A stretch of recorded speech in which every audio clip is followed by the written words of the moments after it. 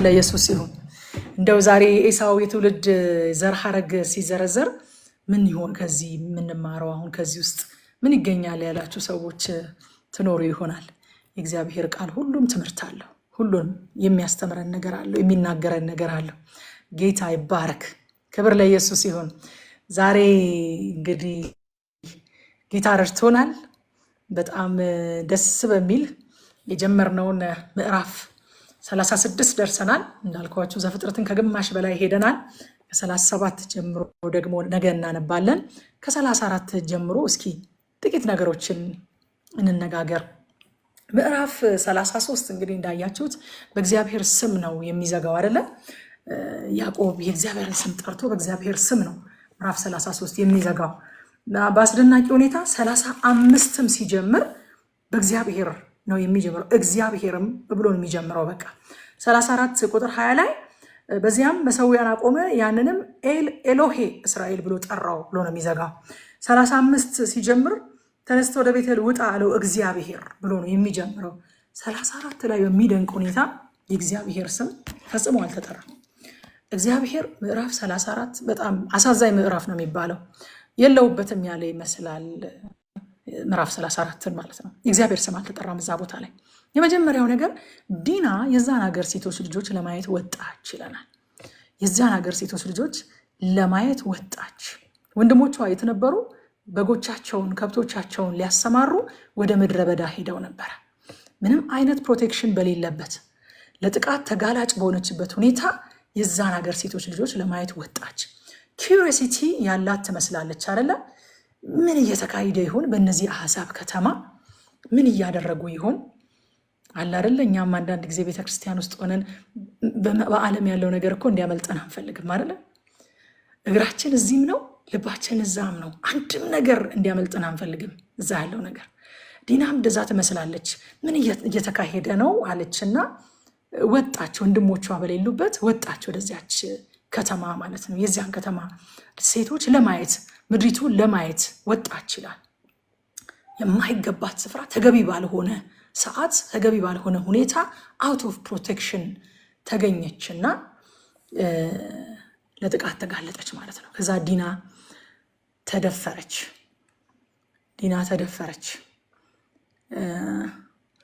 እና 34:7 ላይ የያዕቆብ ልጆች ይህንን በሰሙ ጊዜ ከምድረ በዳ መጡ ይላል።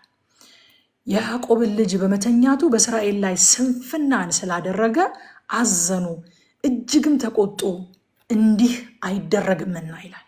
በእውነት እንዲህ አይደረግምና በጣም ተቆጡ፣ በጣም አዘኑ። የያዕቆብ ልጆች ማዘናቸው፣ መቆጣታቸው ትክክለኛ ነገር ነው። ምክንያቱም ጻድቅ ከአመፅ ጋር ደስ አይለው።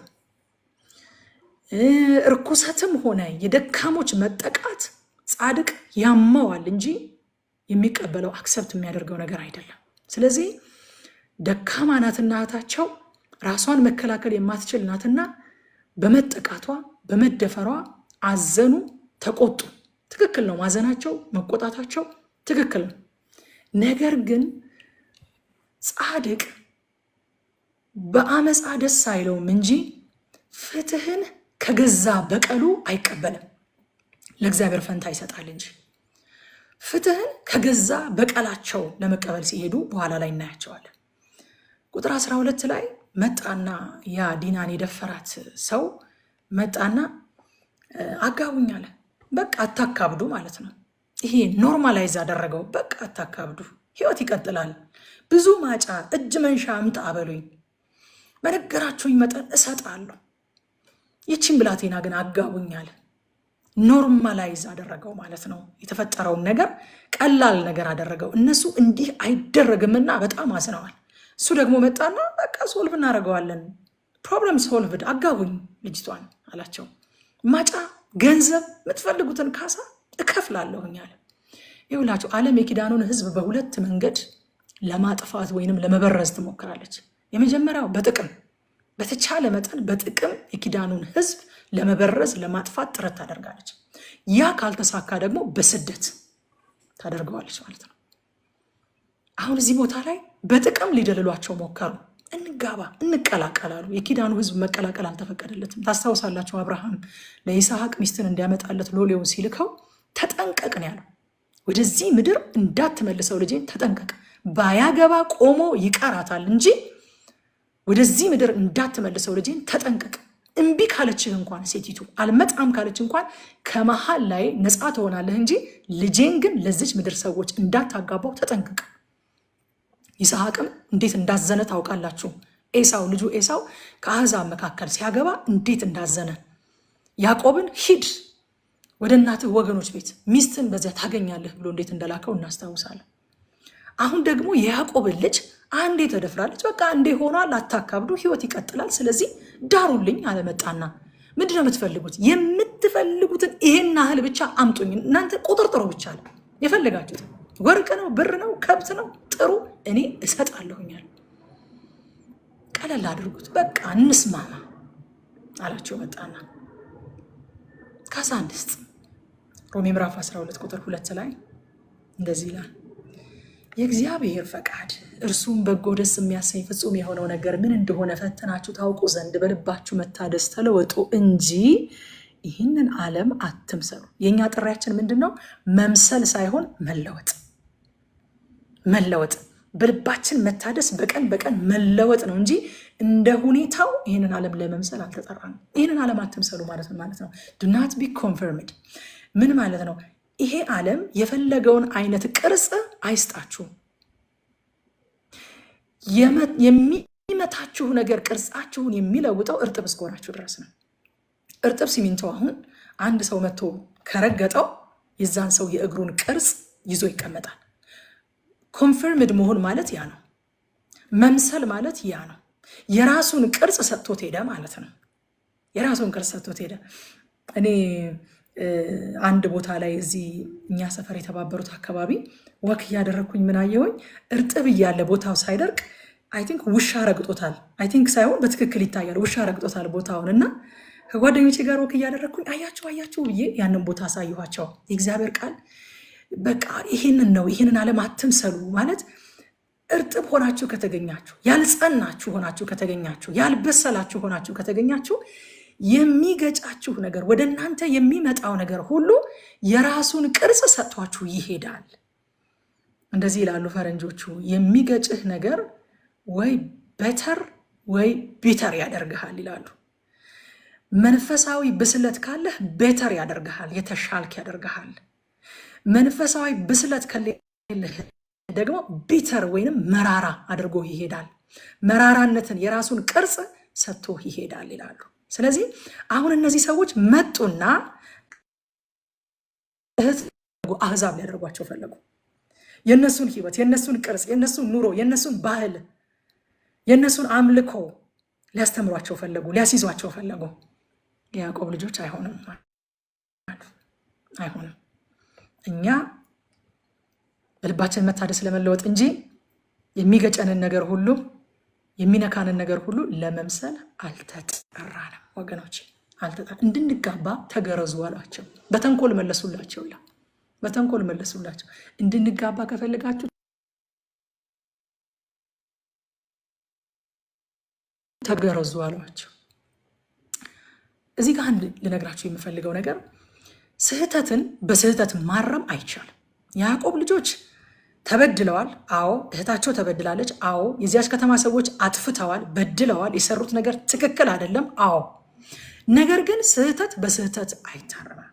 ተገረዙ ማለታቸው ትልቅ ስህተት ነው። ለምን ካላችሁ የከበረውን የኪዳን ምልክት በእነሱና በእግዚአብሔር መካከል፣ በአብርሃምና በዘሩ እና በእግዚአብሔር መካከል ያለውን የከበረውን የኪዳን ምልክት ግርዘትን ለበቀላቸው መጠቀሚያ ያደረጉት። ስህተት በስህተት አይታረምም። ስህተትን በስህተት ስላረማችሁ እናንተ ትክክል አትሆኑ። ዛሬም በእኛና በእግዚአብሔር መካከል ያሉ የከበሩ መንፈሳዊ ስርዓቶችን ወገኖቼ ላልተሰጡበት ዓላማ እንዳናውላቸው እንጠንቀቅ። ለምንድን ነው እንደዚህ የምትሉ ካላችሁ፣ ላልተሰጡበት ዓላማ የከበረውን መንፈሳዊ ስርዓት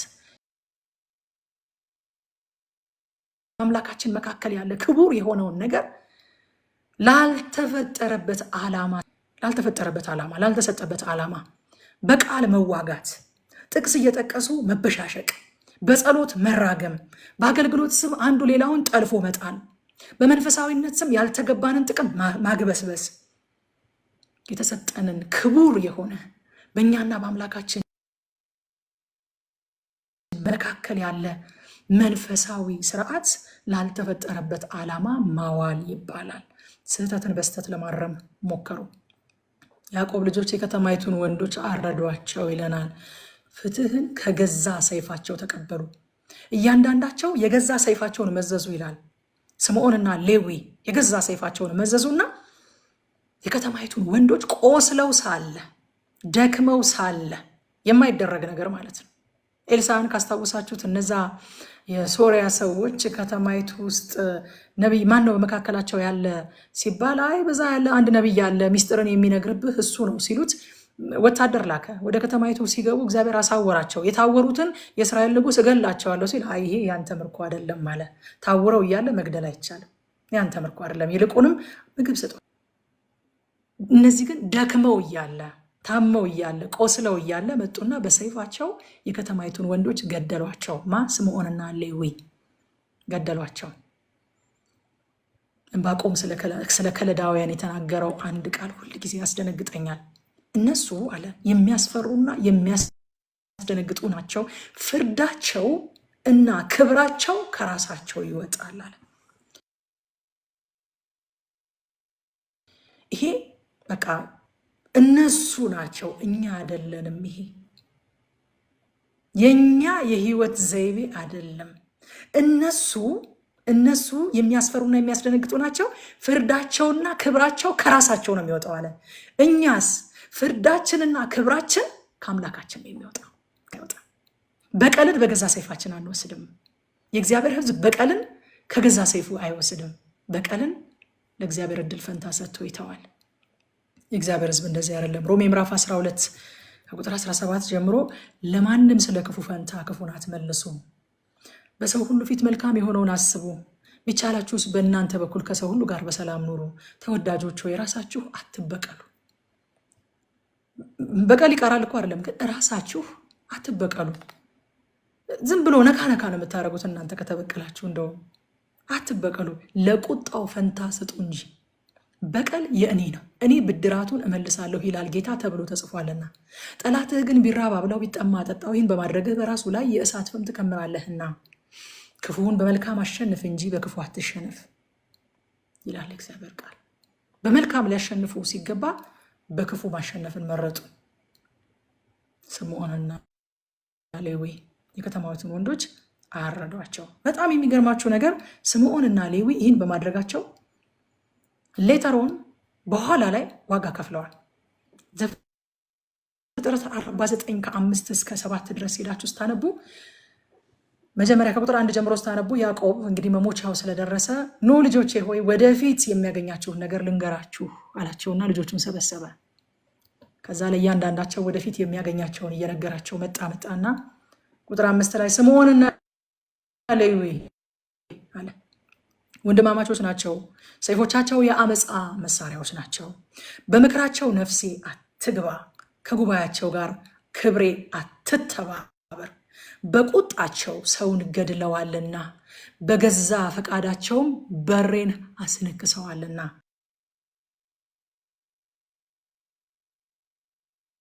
ቁጣቸው እርጉም ይሁን ጽኑ ነበርና ኩርፍታቸውም ብርቱ ነበርና በያዕቆብ እከፋፍላቸዋለሁ፣ በእስራኤልም እበታትናቸዋለሁ። ትንቢትን ነው እኮ የተናገረው። እግዚአብሔር እኮ ነው እንደዚህ የሚለው።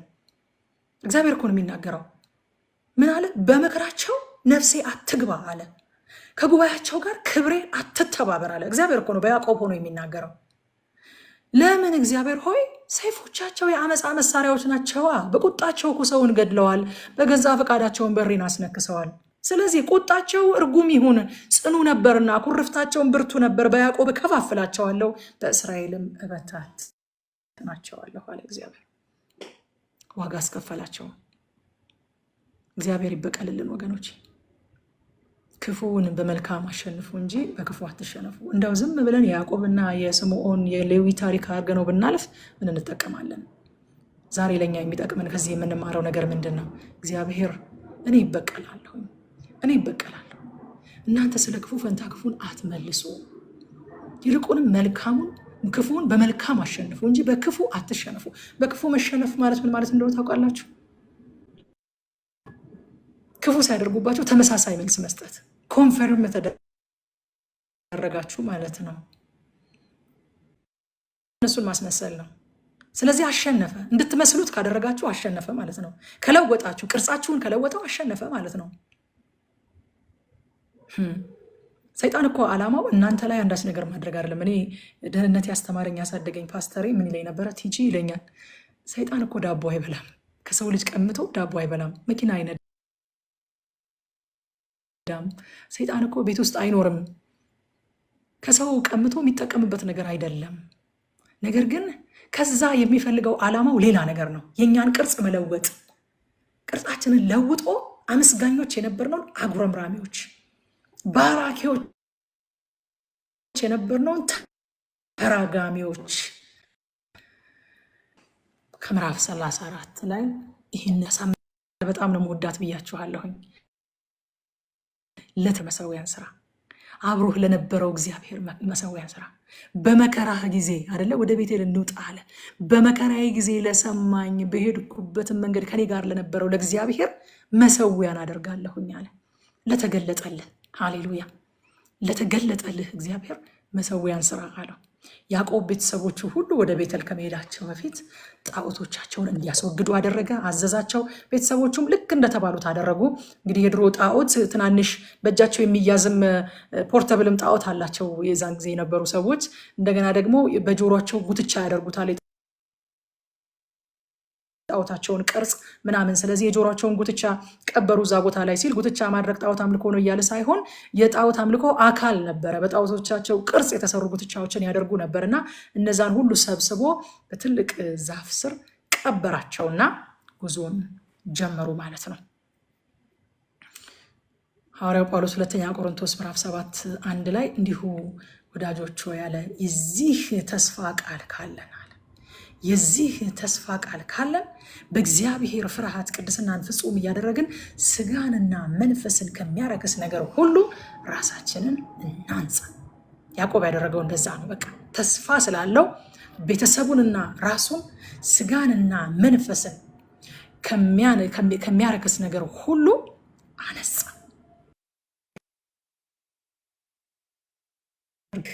እንዴት ሪዋርድ እንደሚያደርግ አዚፍ በጣም ብዙ ማይል እንደተሻገራችሁ በጣም ብዙ ርቀት እንደተጓዛችሁ ትንሿን ነገር እንዴት ሪዋርድ እንደሚያደርግ እንዴት እንደሚሸልም እግዚአብሔር የእግዚአብሔር ፍርሃት ይላል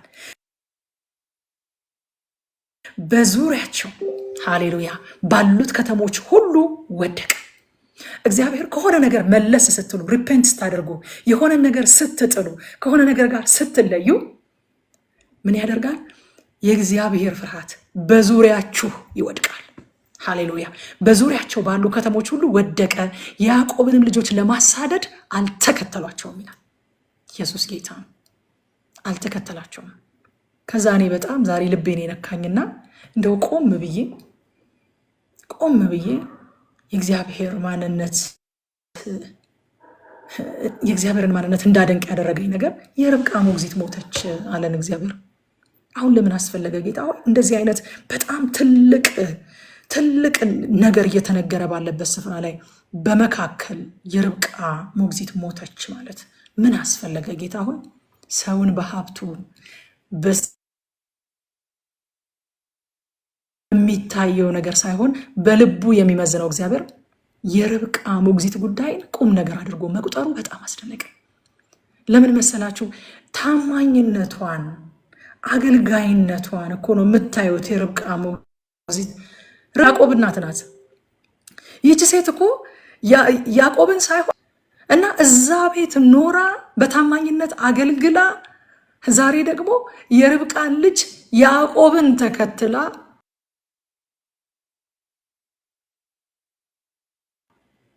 እየሄደች ነበር ብሎ እግዚአብሔር አጻፈላት። ሞተች። የርቃ ሞግዚት ሞተች አለ። ትንሽም ሆነ ትልቅ የተሰጠንን ኃላፊነት በታማኝነት እንወጣ። ምክንያቱም እግዚአብሔር ባልሰራ ሞግዚት ቀጣሪዎች ላትሆኑ ትችላላችሁ፣ ሞግዚቶች ልትኖሩ ትችላላችሁ። እዚህ ውስጥ የተከታተላችሁ ያላችሁት በታማኝነት ስታደርጉት እግዚአብሔር የእናንተን ታሪክ ይጽፋል። የእናንተ ታሪክ ለእግዚአብሔር ቁም ነገሩ ነው። ቁም ነገሩ ሞግዚት መሆን ወይም ስራ አስኪያጅ መሆን አይደለም። የተሰጠንን መክሊት የተሰጠንን ኃላፊነት በታማኝነት መወጣት ነው። እኔ መቼም የእግዚአብሔርን ቃል ዝም ብዬ አላልፈውም። አይቼው ጌታ ሆይ አሁን ምን አስፈለገ የርብቃ ሞግዚት መሞቷን ኦሎፍ ተሰደን መናገር እዚህ ቦታ ላይ በጣም የሚገርም ነገር እኮ ነው ብዬ እዛ ውስጥ ይህንን አስተዋልኩኝ። ከዛ በኋላ እግዚአብሔር ለያዕቆብ የገባለትን ኪዳን እንደገና ሲያድስ ነው የምናየውና ምን ብሎ አደሰለት? በቃ ለአብርሃም ለይስሐቅ የገባውትን ኪዳን ለአንተ አደርግልሃለሁ አለውና አንድ ቁልፍ ቃል አየሁኝ። ይህንን የማደርግልህ እንዴት ነው አለ? እኔ ሁሉን ቻይ አምላክ ስለሆንኩ ነው ይህንን የማደርግልህ። አቤት ሰሞኑን እግዚአብሔር እየተናገረን ያለው ነገር እኮ በቃ ከራሳችሁ ውጡና ራሳችሁን ከማየት ውጡና በእኔ ሁሉን ቻይነት ላይ፣ በእኔ ታማኝነት ላይ፣ በእኔ ጸጋ ላይ፣ በእኔ ምሕረት ላይ ተደገፉ እያለን እኮ ነው እግዚአብሔር። ያዕቆብ በቃ ሁል ጊዜም ያዕቆብ ነው። ያዕቆብ ነው። እንደተናገርኩት አደርጋለሁ፣ አወርሰሃለሁ፣ አበዛሃለሁኝ። ለአብርሃም የገባውን ያንኑ ቃል መልሶ ሪፒት አደረገለት፣ ደገመለትና ዋናው ማሰሪያውን ምን አደረገው? ሁሉን ቻይ አምላክ እኔ ነኝ አለ። እስናታ ቦሲዮ ሁሉን ቻይ አምላክ እኔ ነኝ አለ።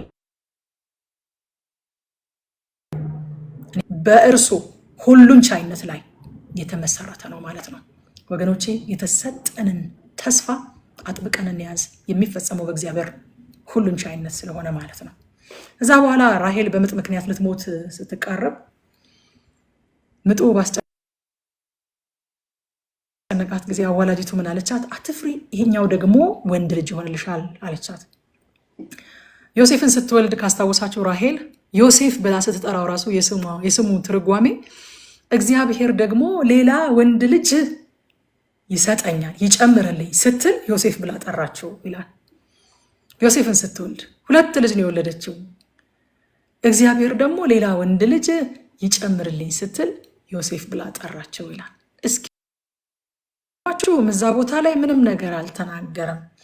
ያ ምዕራፍ 49 ላይ ስንሄድ በመጨረሻ እንዴት ዋጋ እንዳስከፈለው ኮንሲኩዌንሱን በመጨረሻ እንዳገኘ እንመለከታለን። ሮቤልን ማለት ነው።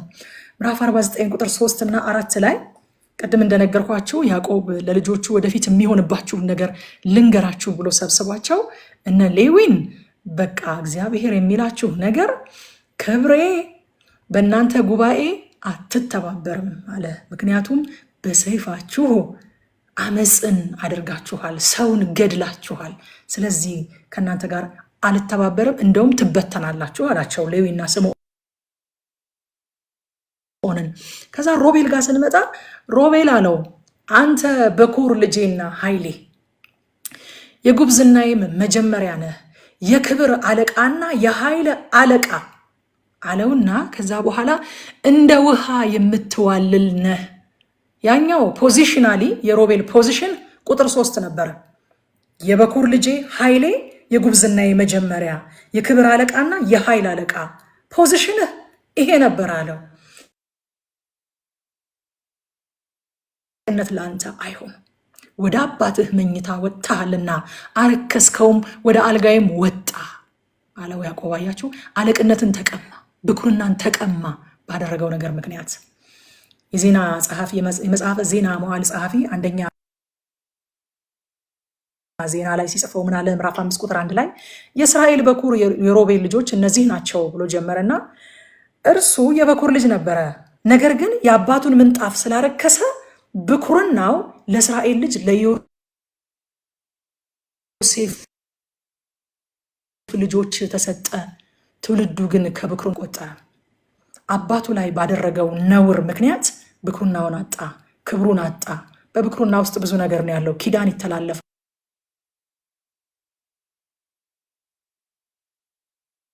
ውርስ ይተላለፋል። ያዕቆብ ስለ ብኩርና ሲል ከኤሳው ጋር እንዴት እንደተጋደለ ታስታውሳላችሁ። ሮቤል ወደ አባቱ ቁባት ሲገባ ያዕቆብ ሰምቶ ዝም ነው ያለው፣ ግን በመጨረሻ አጨደው። በነገራችን ላይ ቲጂ ይሄ ብሉይ ኪዳን ነው ምንድነው አዲስ ኪዳን የጸጋ ዘመን ላይ ቆመን ስለማጨድ ምናምን የምትሉ ሰዎች ካላችሁ የአዲስ ኪዳን መርህ ይህ ነው። ገላትያ 6 ከ7 እስከ 8 ላይ አንብቡ። አትሳቱ ይላል። እግዚአብሔር አይዘበትበትም። ሰው የሚዘራውን ያንኑ ደግሞ ያጭዳልና፣ በገዛ ስጋው የሚዘራ ከስጋ መበስበስን ያጭዳልና፣ በመንፈስ ግን የሚዘራ ከመንፈስ የዘላለም ሕይወትን ያጭዳል ይላል።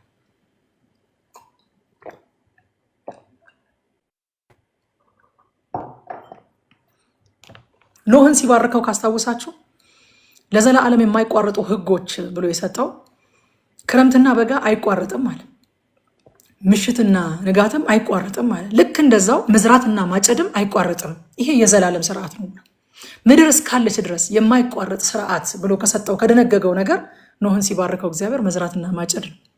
እዚህ ጋም ብሉይ ኪዳን ላይ ሮቤል የዘራውን ሲያጭድ እናያለን። ያዕቆብ የዘራውን ሲያጭድ እንዳየ ነው ማለት ነው ትናንትና። እዚህ ጋር ደግሞ እንደገና ገላትያ ላይ ሐዋርያው ጳውሎስ በአዲስ ኪዳንም ቢሆን አትሳቱ ማለት ምን ማለት ነው? በቃ እባክህ በጸጋ ነው፣ በቃ እባክህ በምሕረት ነው እያሉት ሳይሆን አይቀርም። አትሳቱ። አዎ እግዚአብሔር መሐሪ ነው፣ ግን አይዘበትበትም። መሐሪ ነው ምንም አያደርገኝም ተብሎ አይዘበትበትም። ለምን? ሰው የሚዘራውን ያነው ደግሞ ያጭዳልና ብሎ ይነግረናል። ወደ ምዕራፍ 36 ገብቻለሁ። አይዟችሁ እየጨረስኩ ነው። ዛሬ ትንሽ ሌት ሆነናል፣ ኔትወርኩን ስናስተካክል በመሃል ስላቋርጥን።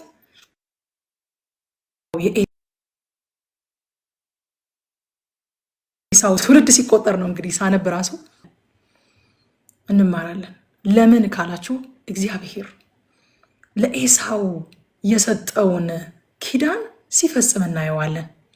ምን ብሎታል? ገና በእናታቸው ማህፀን ሳሉ በርብቃ ማህፀን ሲጋፉ ከእግዚአብሔር ልትጠይቅ ሄደች ይላል።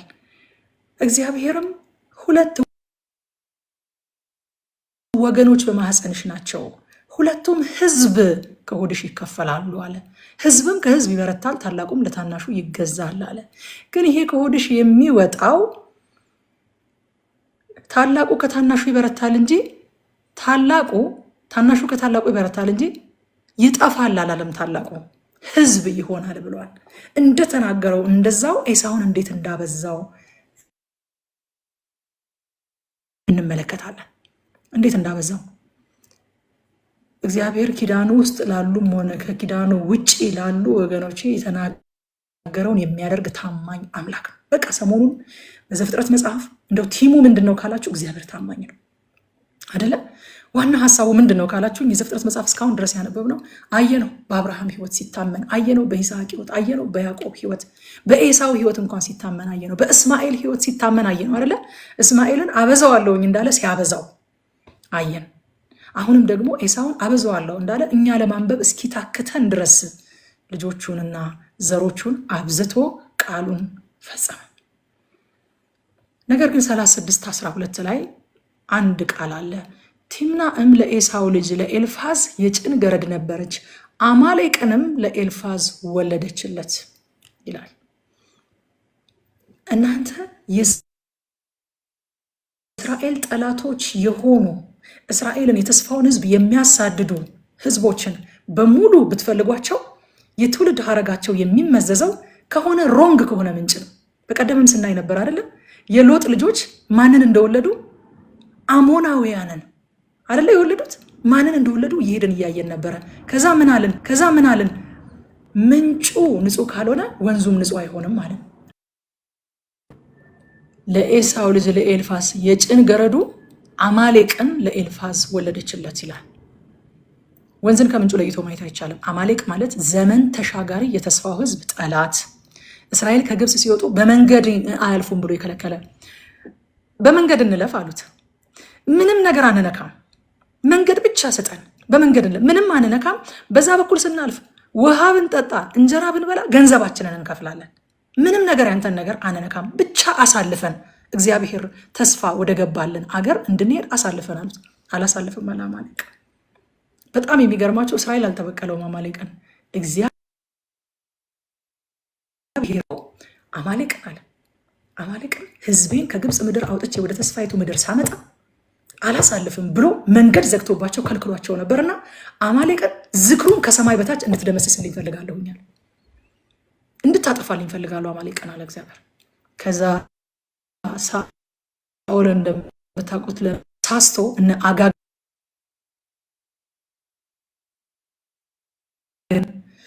ደህናዎቹን ያማሩትን ነገስታቱን አተረፋቸው።